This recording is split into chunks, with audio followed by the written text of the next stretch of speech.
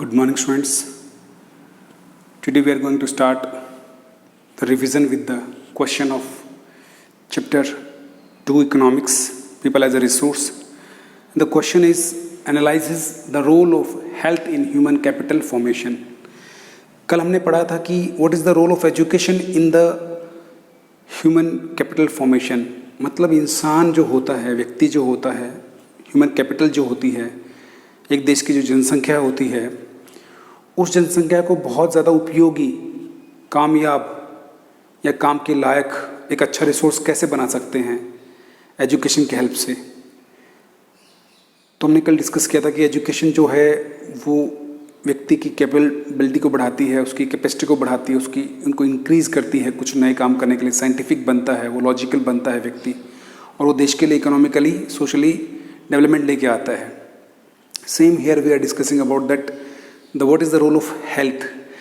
My dear students, health is a very much important part of the human being.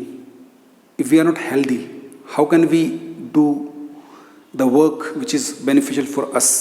If we can't able to control ourselves, or we can say work for ourselves or our family, how can we work for the nation, for the country?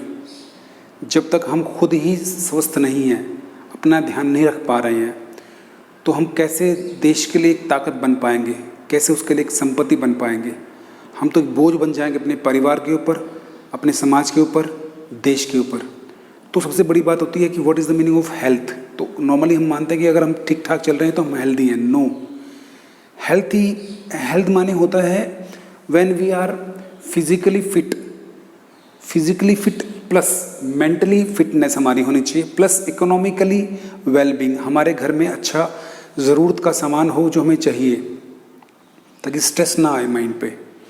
दूसरा, हमारे पास social wellbeing, यानी कि हम समाज के बारे में positive सोचने वाले हों और लोग भी हमारे बारे में पॉजिटिव सोचने वाले हैं.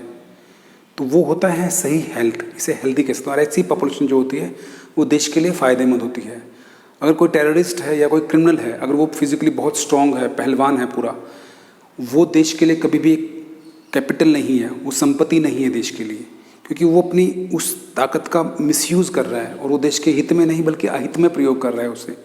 तो हम हमारे इकोनॉमिक्स के टर्म में अगर हम हेल्दी पॉपुलेशन कहते हैं तो वो पॉपुलेशन है जो मेंटली फिट है और सोशली इकोनॉमिकली उसकी वेलबींग अच्छी है, और फिजिकली फिट होने के साथ साथ वो हमेशा पॉजिटिविटी के साथ रहता है देश के अंदर, हमेशा सकारात्मक सोच रखता है, देश के लिए अच्छा करने के बारे में सोचता है, आगे जाने के बारे में सोचता है, कुछ भी गलत नहीं सोचता है देश के परिवार के लिए या समाज के लिए. तो वो हेल्दी कहलाएगा. तो ऐसे व्यक्ति बहुत ज़रूरी देश के लिए होते हैं. अब इनमें ये कैसे बनता है, इसे इसका बेनिफिट्स क्या होता है हेल्दी होने का. गुड हेल्थ क्या करते हैं? Good health equal to increase the efficiency और प्रोडक्टिविटी ऑफ अ वर्कर. अगर हम हेल्दी होंगे तो हम प्रोडक्टिव होंगे, हम ज़्यादा काम कर सकते हैं. एक हेल्दी आदमी अनहेल्दी से ज़्यादा काम कर सकता है. ज़्यादा काम करेगा प्रोडक्टिव वाले, ज़्यादा एनर्जी उसमें होगी और अच्छे तरीके से वो उत्पादन, कोई भी काम होगा, कुछ बनाना है, किसी कंपनी में काम करना है, पढ़ाना है, तो एक हेल्दी आदमी ज़्यादा अच्छा काम कर पाएगा कोई भी कंपैरेटिवली. दूसरा है गुड हेल्थ क्या करता है? Increase the learning capacity of the worker. अगर हमारी पॉपुलेशन हेल्दी होगी तो वो कोई भी चीज़ नई सीख सकती है.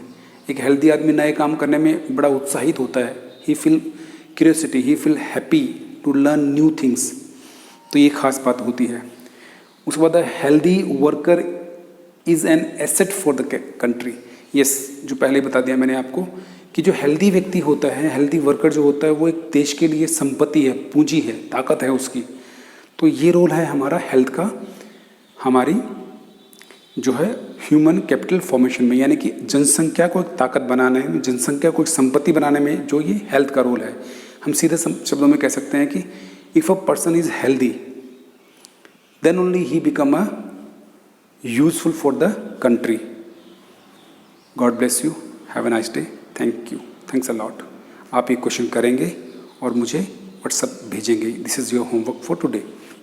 God bless you.